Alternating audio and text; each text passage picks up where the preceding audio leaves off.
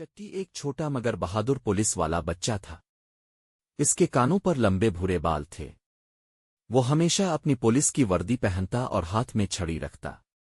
مگر اس کا سب سے اچھا دوست تھا ڈوگی، ایک بڑا سفید کتا جو ہمیشہ اس کے ساتھ دوڑتا۔ ایک دن چٹی اپنی پولیس وین چلا رہا تھا اور ڈوگی خوشی سے دوڑ رہا تھا۔ اچانک پولیس ریڈیو پر آواز آئی، چٹی پارک میں ایک شرارتی کتا تنگ کر رہا ہے، اسے پکڑو۔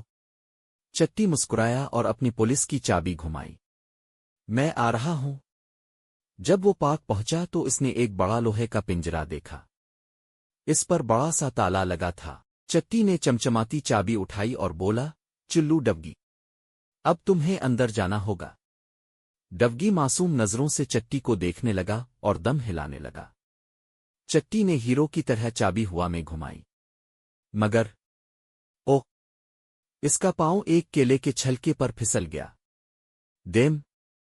چٹی خود ہی الٹا ہو کر پنجرے میں جا گرا۔ تنائی!